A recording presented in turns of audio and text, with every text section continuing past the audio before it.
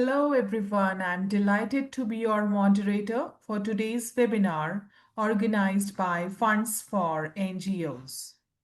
Today's topic is using AI in grant writing, how NGOs can maintain trust and transparency with donors. I am Anutma and I'm here to facilitate this session. First of all, I want to thank each one of you for joining us. This webinar will run for 60 minutes, which include a 45 minutes of presentation, followed by a 15 minutes of Q&A session. If you have any questions, please use the Q&A option on your webinar screen to post your questions, and we will respond to them during the Q&A session. Let's begin with webinar's objectives. First objective is to be better equipped to understand how AI can be used to support grant writing, have clarity on what AI is and how it works, be clear on the benefits of using AI to support grant writing, understand the ethical considerations of using AI and the concerns of some funders, learn strategies that will help to maintain trust and transparency with donors. Please note that the webinar is being recorded and the recording will be made available in the video section of the Funds for NGOs premium website. And now allow me to introduce today's trainer, Cheryl Hooper. Cheryl is an experienced development consultant and has led NGOs through different stages of development as a CEO for more than 20 years. She is an expert trainer and has provided training and capacity building by developing and strengthening the strategic direction, fundraising, staffing, governance, and sustainability for international NGOs. Cheryl has a master's degree in international cooperation, humanitarian aid, and a BA honors degree in sociology. She has successfully developed numerous award-winning programs and secured funding from USAID, UKAID, Comic Relief, and several grant-making trusts and foundations with a combined value in excess of $5 million US. Now, I kindly request Cheryl to lead the session and share screen.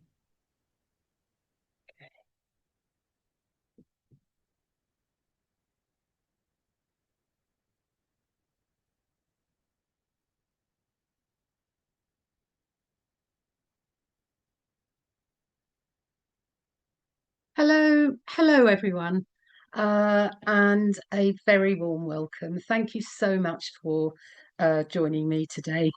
Now, we all know that AI is increasingly being used as an everyday tool in the workplace, and that NGOs are turning to AI to understand and help aspects of fundraising, and in particular, using it to support the writing of grant applications.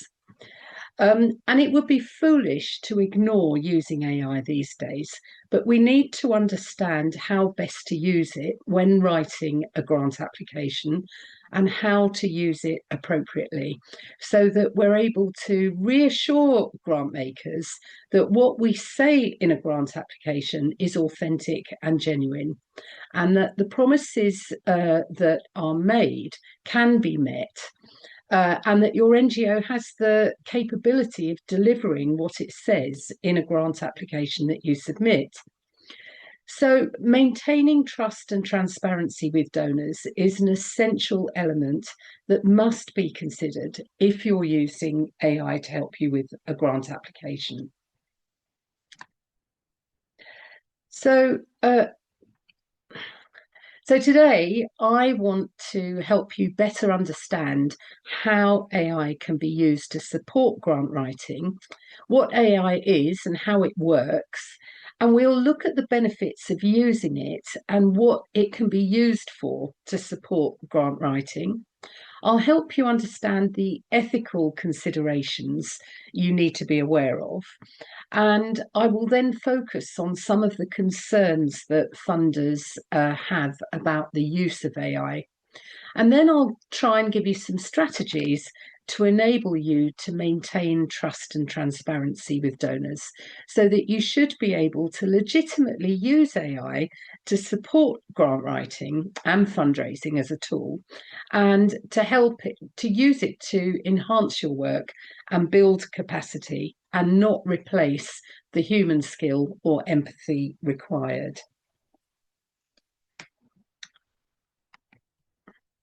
So many people have different ideas about AI and what it does. So let's begin with the basics and clarify what I mean by AI. So AI is a computer generated tool that manages to take all the information and data fed into the internet about different subjects, and then it's programmed to analyze that information and provide you with the answer to a question or an instruction given by you about a particular topic. So think of it like a sophisticated version of Google.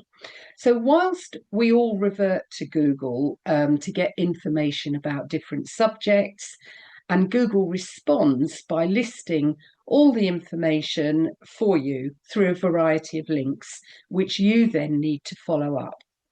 AI is able to analyze the information and provide you with an answer rather than you having to go through each link provided by Google. So there are many different platforms and versions available now on the internet, but probably the one that is most common and used by most people, and you might be more familiar with, is ChatGPT, or you may have come across Microsoft Copilot. So AI is able to do a number of different tasks, but the kind of thing that ChatGPT and other platforms can do with regard to grant writing is to draft proposals either in full or sections of a proposal, so that you can instruct it to write a project summary, for example, but it's also able to draft work plans, develop outcomes, and write about the background or need for a project.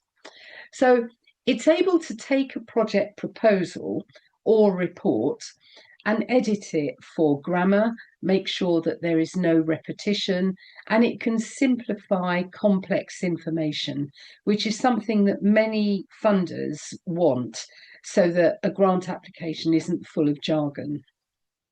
So AI can also integrate data and statistics into a project proposal to support a section that requires evidence of need or for a project intervention. And it can also help with formatting a proposal, making sure that the information is presented logically and to a specific word count. So, for example, if you have to write a project summary in, say, 500 words, which is quite common, you can upload a long version and instruct it to reduce the summary to 500 words without leaving out any essential information. So, of course, if AI is able to review an application and make sure that various sections fit within a specified word count, if it's able to provide data and statistics to strengthen an application, then of course, if it's used correctly, it will make your time more efficient. Proposals can be written clearly and logically, and the writing can be consistent across the whole proposal. So this would be especially useful if you have more than one person contributing to the writing of a grant application. And then lastly, it's able to handle large amounts of data and extract the relevant bits to enhance a grant proposal. So you can see that AI can help you in terms of your time. If you have limited resources, it can actually enhance the quality of the proposal if you are asking for specific data or information. And then, of course, it can make sure that everything that you write is consistent.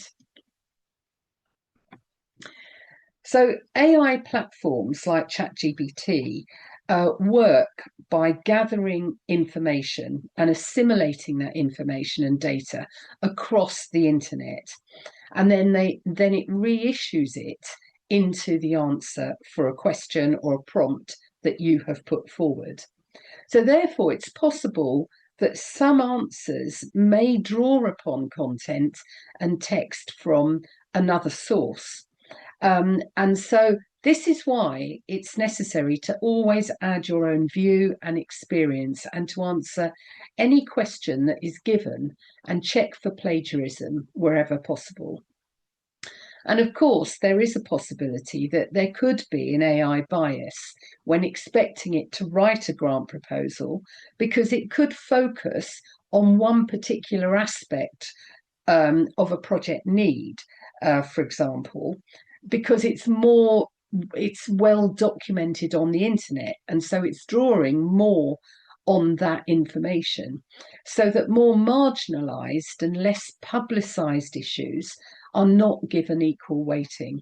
And this is where, when you are writing a grant proposal, you should be able to realize that it's only giving you the broad issues, and that some of those real personal issues to your own communities are not covered. And that's where you need to bring in your own expertise and experience.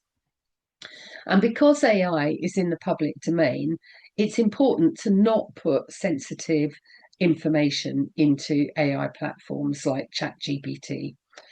So ways that will mitigate those concerns are to really make sure that you fact check everything that that comes up through the AI answer, that you check for plagiarism, and that you review and edit all the text that is put forward.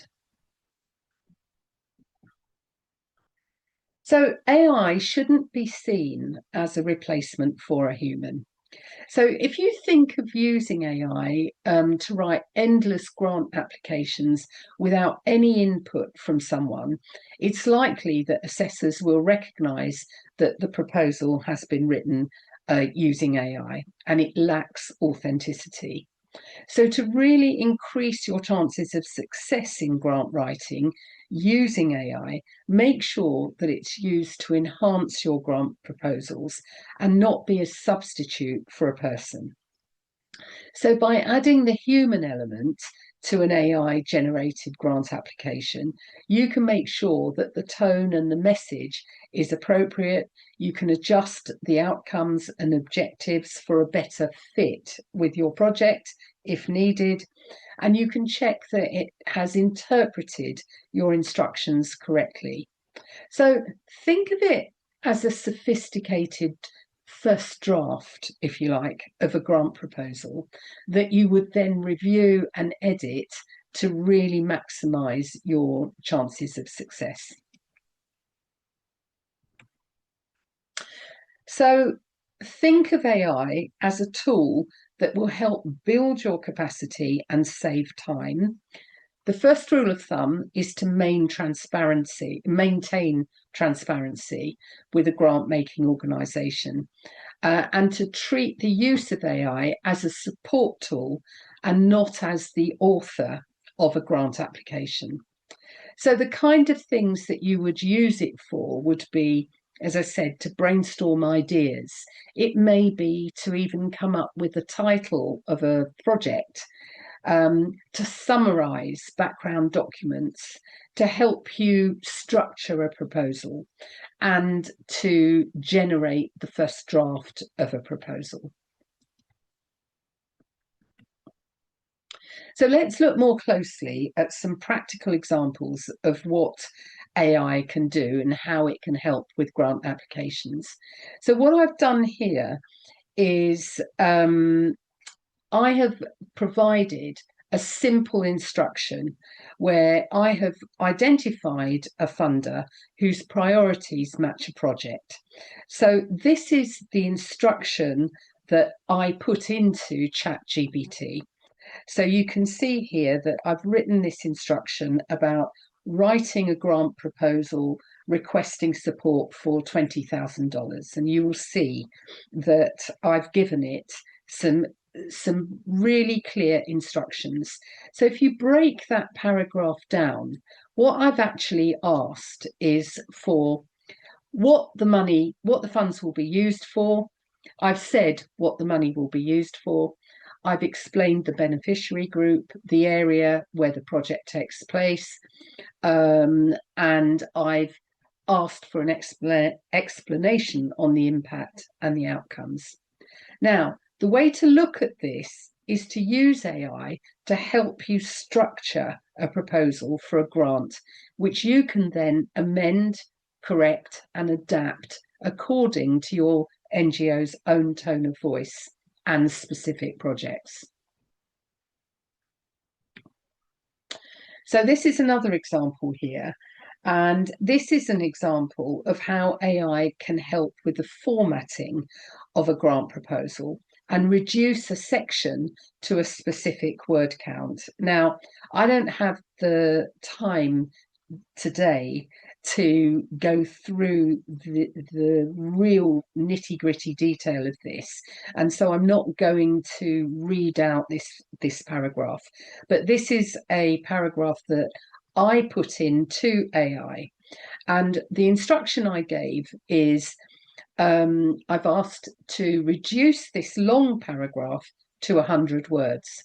So here on this slide is the long version of a project summary. And this word count is 125 words that needs to be cut down without losing any important information required. So once again, these are my words and my project description. And all I am using AI for is to edit that paragraph down by 25 words. So when the edited version is generated, it would be up to me to check and verify the detail, make sure that none of the detail is lost, and that it fits within the word count that I have asked for. And then you'll see from the initial instruction, it's made very clear exactly what information should be extracted from the original piece. So this is just an example of how you can use AI to support your grant writing. So by now, you should be seeing that AI, if used properly, can be a great asset to enhance your grant proposals and improve areas where perhaps the writing might be a bit muddled or long-winded. It can improve efficiency and help reduce sections of a proposal that might have to fit within a specific word count, and it can act as a research assistant or a copywriter, if you like. So by now, I hope you can see the benefits of using AI, but also the need for it to be used properly to get the best results. So it's also very good for problem solving and writing the problem statement in a project, and it can help with the project goals.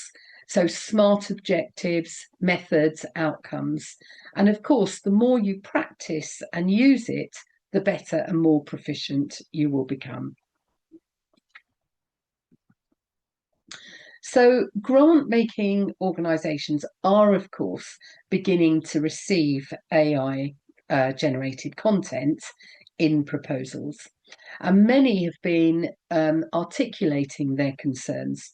So let's take a look at some of the main issues a funder might worry about when AI is used in preparing a grant application. So when I talk about loss of genuine organisational voice, what I mean is that donors want to know and understand who they are investing in. Who are they trusting with their funding to not only manage the funding properly, but also deliver on the promises set in a project proposal. So if a grant application displays a generic, automatic, automated response to questions in an application or sections of an application form, then the donor will not be able to get a sense of the organisation behind the project. So make sure that if you use AI to write sections of a grant proposal, check the words and change them to suit your organisation's tone of voice. So, really be aware of AI generated American sayings or sort of jargon that might be used. So when you see that, rewrite those sentences. But what AI will help you with is to clarify your thinking. It may generate ideas and approaches you may not have considered, and it will help you to think more strategically. So, for example, with how to sustain a project you have developed, that is a common and an important section of every grant proposal. So, for example, if you are struggling with how to sustain a project that you've developed, you could ask AI to help you devise sustainability strategies to support the continuation of your project. So you would explain what the project was about, and then you would ask AI to give you some strategies on how it could be sustained. And then when the answers come up, not all of them will be appropriate to your particular project, but what they will do is they will help you think things through and give you ideas. So funders are always keen to see accuracy and verification of data and statistics and facts used in a grant application. So it's important that you cross-reference any data or statistics that are generated through AI, and that you check the source so that you can include this in a grant application. And of course, it's possible that AI can also create a project which is beyond the scope of your own organisation, because it's based on best practice from many similar projects across the internet. So you must always make sure that any project idea aligns with your own NGO's mission, capacity, and experience, and that consultation with your beneficiaries takes place to prove authenticity. And as AI is able to generate good quality English and well-crafted proposals, it can also mask the size and competency of a small or under-resourced NGO. So if you're a small or new NGO, it can make you appear much bigger and more experienced. So this is why it's necessary to use AI as a tool that supports your work and something that you can do to enhance your proposal writing, but not be a substitute for a member of staff. It's still important to be transparent to donors about your NGO's capacity and experience when writing a grant application. So funders are also concerned about data privacy and intellectual property if AI is used in a grant application. So you can get round this by not putting in any specific detail about beneficiaries so that they can't be identified. And in most grant proposals, you wouldn't be doing that anyway. But you maintain sensitivity and you don't put sensitive information in any instruction that you give to an AI platform. And that you, as I've said before, that you rewrite everything that then comes up through AI. So due diligence and a mismatch between the proposal and the capacity of your NGO is a possible concern of some donors. But it should also be a concern of you as an NGO submitting the proposal.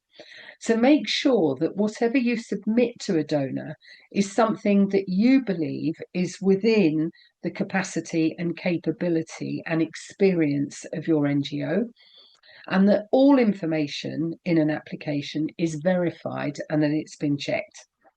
So in a section that might ask, for example, why are you the most appropriate NGO to do this work? What experience do you have to manage or and deliver this project? You must be truthful in your answer and be confident that there are appropriate systems, processes, and staff available to implement the project that you are putting forward for funding.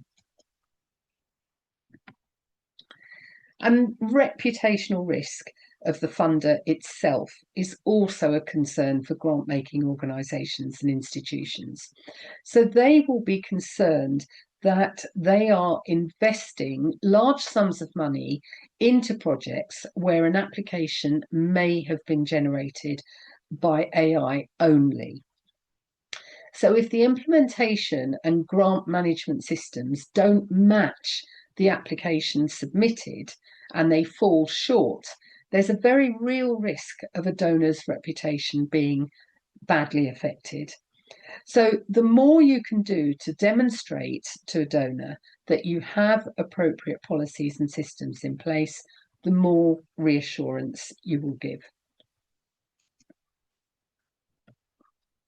So it's possible for AI to produce a description of the local context and challenges faced by a community in a particular location. However, you as NGO leaders are better equipped to know your own communities, the challenges that they face, and the different dilemmas people face on a daily basis. You are the experts, and so don't rely on AI to produce descriptions about your specific project area. So what AI can do is to provide detail on certain aspects of a community where your project takes place, such as unemployment rates or school dropout rates and so on. But of course, you would need to fact check those and double check that the data it provides is accurate. But you can also ask AI to explain other challenges facing a community that you may not be aware of outside the work you do. So, for example, you know what the social challenges are, but you could ask AI to explain the challenges facing a certain beneficiary group and then fact check that to ensure that the information is correct. At the end of the day, you are best placed to explain to a donor about the local context of the work. And so AI could be used to just improve the description that you have written. So I'm going to move on now about how to maintain trust and transparency with a donor. But before I do this, let's just briefly go through what you can do to reassure a donor and alleviate the concerns raised by them. So the first thing is to disclose the use of AI in grant writing, in a grant application, but explain clearly that it was used to edit and provide additional information which has been verified. You can reassure a grant maker that your NGO is embedded in your local communities and that you understand the challenges facing those communities from a first-hand perspective. You can demonstrate that consultation was carried out about the approach or the methodology, and that the project idea has been carried out with beneficiaries, consulted with beneficiaries, and that you keep the language and the tone of voice of your NGO. So to maintain trust and transparency, and with the increasing use of AI, I recommend that you develop an internal AI policy. I think it's only a matter of time before grant makers ask for this as part of the due diligence that they carry out when awarding a grant. And so the earlier you can introduce this into your NGO, the better. So the type of things that you could think about if you were to develop an AI policy would be things like the type of content that you would use it for, that there would be a human oversight or somebody verifying the content, what data you can or should not put into AI, who is responsible in your NGO for verifying the accuracy. All of those things are things that you can think about in terms of developing an AI policy. And as I said, it's only a matter of time before, especially with the large grant makers, where they would be expecting this as part of due diligence. So instruct AI to provide you with information you need without providing specific details or anything sensitive into the instruction you put, so that you don't include specific information. You may not, it's not necessary to put the name of your NGO into a request for a grant writing support with AI. So that's what I'm talking about, sensitive information. You can still take your project, describe your project, put it into AI, but it doesn't necessarily have to have any information about your own NGO at all. So don't include specific information about beneficiaries, but just general descriptions. Health information should again be generated, should be general, basically. So for example, what are the additional health needs and social challenges for people living with HIV in this community? So that's the kind of thing that you could put into AI and have a look at the information that comes up and then verify. So you need to understand that most donors don't require disclosure of AI use. So at this stage, you don't have to say that you have used AI. You might find in some grant guidelines that they ask if AI is used. And in that case, obviously, you can say that, but I've given you ideas of what you can say if that comes up. But generally, this is something that isn't required at the moment.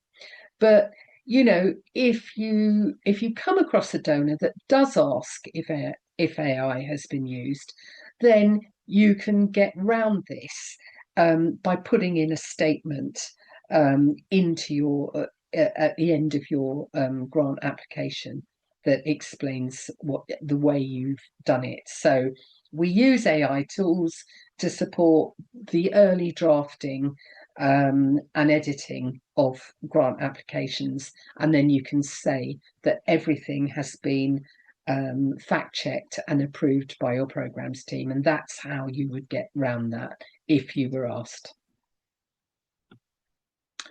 So to maintain credibility and transparency, keep your use of AI human-centered. Make sure that you use it to enhance your work and that you cross-check factual information and data. But most importantly, use your NGO voice and review everything with the intention of amending and rewriting it if necessary.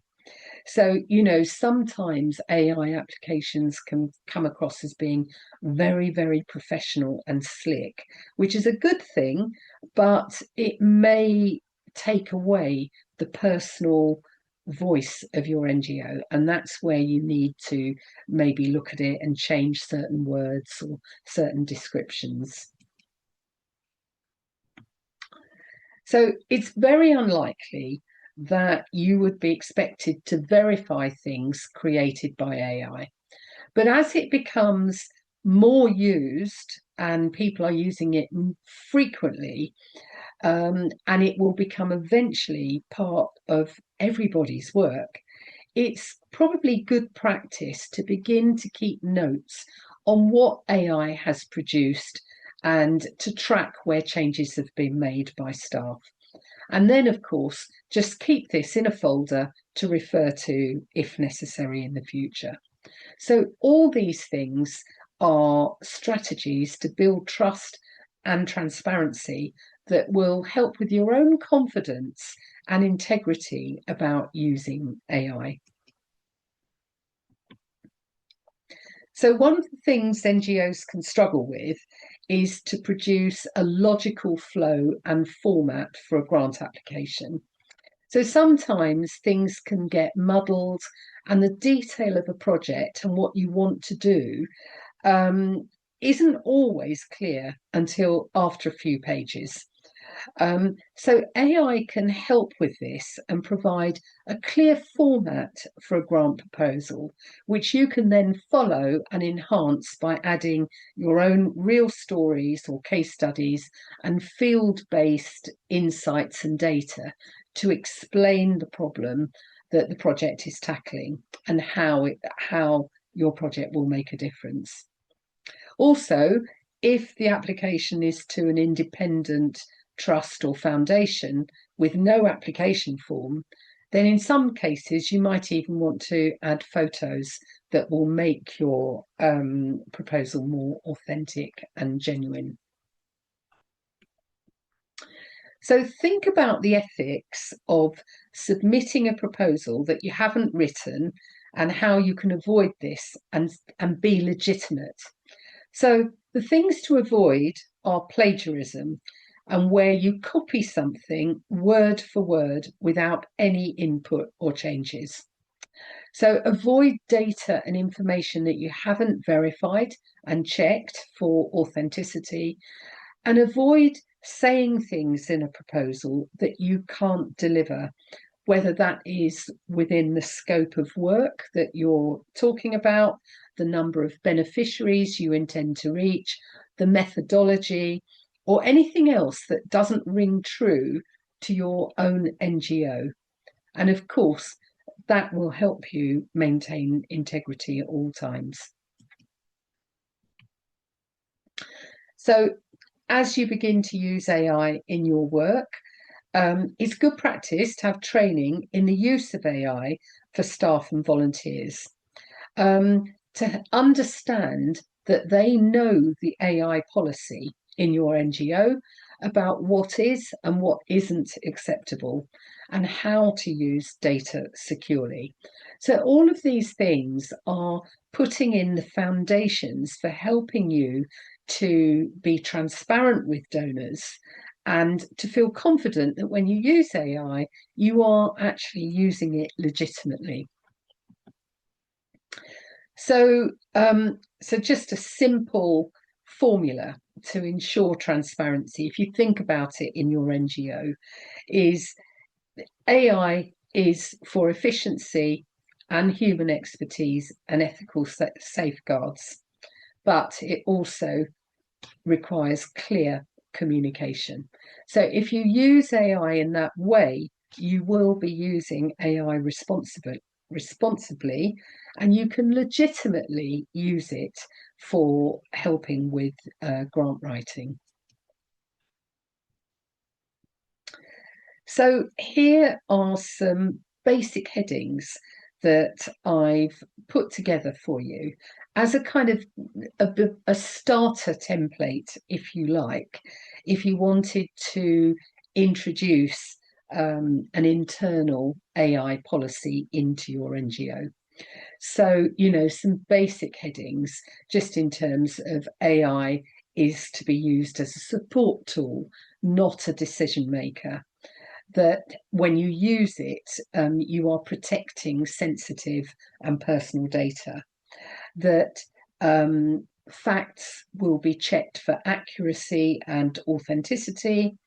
And then ethical and transparent practices, and continuous improvement in the use of AI. So those are just some broad headings in terms of what you could use if you wanted to develop an AI policy in your NGO. And whilst you have an AI policy in place, when you're writing a grant application, to maintain transparency and trust in a donor, as I said, remember, not all donors are asking whether you are using AI or not. And so it would be up to you to make a decision as to whether you wanted to disclose it or not. At the moment, you don't need to disclose it, and so there's no need. But if you felt that, if you looked at a donor and its website, it doesn't necessarily ask about the use of AI, but it mentions AI, then you may want to put in a statement in a grant application, which just shows the donor that you are being transparent in the use of AI and how you've used it. And that would again provide some reassurance to a donor. So this brings me to the end of this training on the use of AI. I hope that you will see that AI is here to stay. And so it's important to recognise how best to use it and how to be clear and transparent when it is used, so that your NGO's voice remains prominent in any grant application. Thank you so much for taking the time to listen today. I do hope that you found this helpful, and I'm very happy to take any questions from you now, and just look forward to hearing your feedback. Okay, thank you.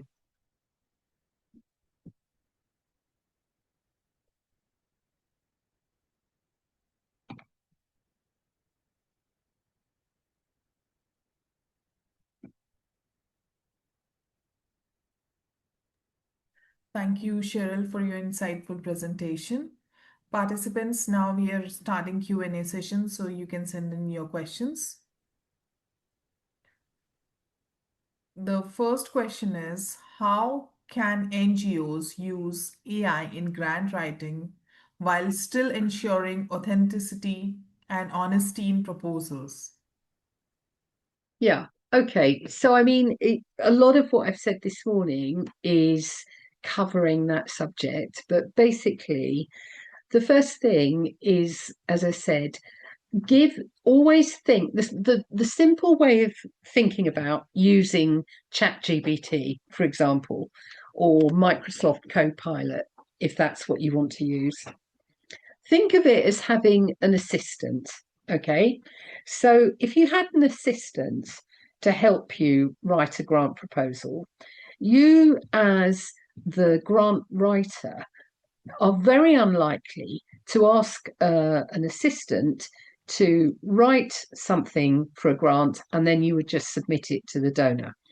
You would look at that grant proposal and you would check it. You would look to see if it's authentic, if it's written well. You would maybe question some of the beneficiary numbers. You would look at the data and the facts about the evidence of need. And when you've looked at that, and you may even change a little bit of the grammar. So somebody might write something, an assistant might write something, and then you might change the way they've written it because it might be a bit clumsy or long-winded. So think of using AI in exactly the same way. So you can ask AI to do something for you, but you wouldn't expect to just automatically send that, whatever it comes up with, in for a grant application. You would verify it and check it. And that is the way you would maintain transparency. And then, as I said, you can put in place in your NGO all these other things in terms of training staff about the use of AI and things like that. so that if a grant maker asks, you can say that you have all these things in place, and to really make sure that any application you send reflects your NGO, and it's not like a sort of generic answer to a question in a grant application. Thank you, Cheryl, for your input. The next question is, which ones are the platforms that help better in grant writing? Yeah, I mean, I think that's a good question. Um, there are paid versions, where you can they're specifically set up for grant writing, but they are subscription based and they are quite expensive. And to be perfectly honest, I don't think you need them. I think you can use ChatGPT for free quite easily to help you with a grant proposal. So for me personally, when I use AI, if I need it, I will go to ChatGPT. But I know lots of people like using Microsoft Copilot. So my advice would be to just experiment, go to some different things on the internet and try them and just experiment with them. And some, as I said, some of the best ways of doing using it is, in a grant application, say you've got a long, say you've got a concept note, and the first thing in the concept note is a project summary. Now, AI is just brilliant for that. What you can do is you can just write a long project summary yourself. So you write your project description, and you don't have to edit it too much, but you just explain in your own words what the project is about, who it's benefiting, where it takes place, why it's needed. You can upload that onto an AI platform like ChatGPT, and you can say, please summarize this into X number of words without losing any key information. And then what it will do is it will just take your words and it will rewrite it and then produce it back. And then you can look at it and think, actually, that's really good. It's not left anything out. Or you might look at it and think, actually, it's not really given enough information on this side of the project. So you would then use that version from AI and you would then rewrite that into the edited version. So that's a really good way of using AI. So it's still your project, it's still your words, but it's just taking out the length of time it takes to physically go through a project description and edit it down all the way. Thank you, Cheryl, for your input. The next question is, when using AI for proposal writing, is it better to give a detailed prompt rather than just the proposal title to get better results? Yeah, I mean, I think the more clarity you have and the more kind of detailed prompt you can give it, the better the answer will be. But what you can do is you can do both and then take both versions and put them together into a different version. So you could do the first one, which is just the general one, and see what it comes up with. But then I would also go and give it the detail prompt as well, and then take the two versions and put them together into something that you think works. Thank you, Cheryl, for your input. The next question is, how can we make sure AI maintain the tone of our organization? Can you suggest some AI setting, personalization functions, Uh, prompts to enable this? yeah, I mean, I think that's a good question. No, you can't do that You have to be authentic. You have to write it yourself.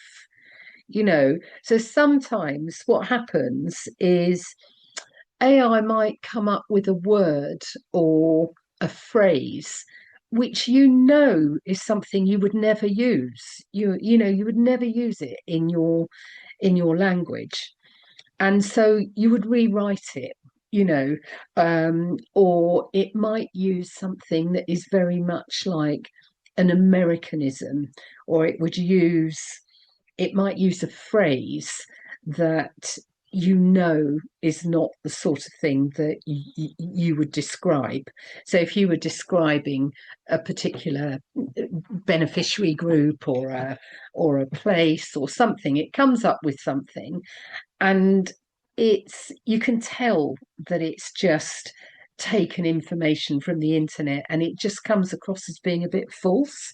So no, I wouldn't recommend trying to get AI to adopt your tone of voice. I mean, that's where it's important that you don't think it can replace a human or a member of staff. Just use it as a tool or an assistant to help you, especially if you don't have the resources or capacity. Thank you, Cheryl, for your input. The next question is, are you recommending that NGOs require staff to cite the AI prompts used and maintain a separate record of prompts and outputs for internal transparency? Yeah, I don't think, that is something that I think will happen in the future.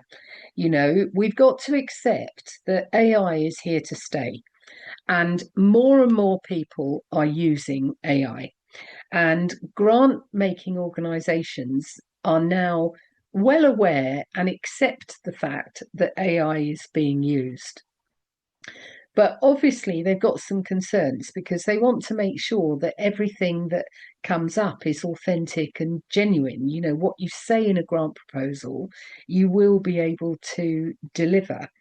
So, you know, what I'm saying is that at some point in the future, NGOs will need to put in place things like an AI policy and will need to be training staff in the use of AI and things like that. Because, imagine if you are, say you are the CEO of an NGO or a founder, and you have a member of staff or a volunteer who writes a grant application and it's all AI generated. And then you look at it and they don't tell you it's AI generated, but they're making all sorts of promises in there that from your own experience probably would be difficult for you to fulfill. So you need to maintain good practice right from the very beginning. So if you're a small NGO, you don't need extra staff to verify AI content or anything like that. But what you should be doing is saying to whoever is writing those grant applications, these are the things that we need to be aware of. So making sure that if they are using AI, that they are going back, they are checking the facts, they are checking the sources, that if AI comes up with outcomes for a particular project, those outcomes are relevant. Then they're relevant to your project. But as I said, AI is very good for things like sustainability strategies. It's a really good way of getting you to think. You may not take everything it says on board, but it will give you ideas and you'll think, we could do that, not exactly the same way, but we could adapt it. And that will give you the idea of how you can sustain a project. So I don't think you need particular staff to do it, not at this stage. I think small NGOs can easily keep on top of using AI, but I'm just giving you best practice for the future as you grow and develop. Thank you, Cheryl, for your input. The next question is, do funders evaluate proposals based on AI use or mainly on the quality and relevance of the concept when AI is used responsibly? Yeah, I think that's a really good question. No, absolutely. They will look at the quality and the content of the proposal. They won't be looking to see if it's AI. They're not looking to trip you up. You know, it's all about authenticity. They want to fund projects that will make a real difference, that align with their priorities. And if AI helps you to explain that, then there is no reason why, a donor, if the project is something that they believe in, there's no reason why a donor wouldn't support it, regardless of how it was written. Cheryl, for your input. The next question is, sometimes AI generates studies or citations that do not actually exist. How should NGOs handle and verify this when using AI? Yeah, I mean, you know, first of all, you don't. I think that it depends on what sort of proposal you're writing and what, who the donor is or the funder. But it's very unusual. You don't need to cite academic references in most grant proposals. You just don't. It's not something, you've got to think that many grant makers are not development experts.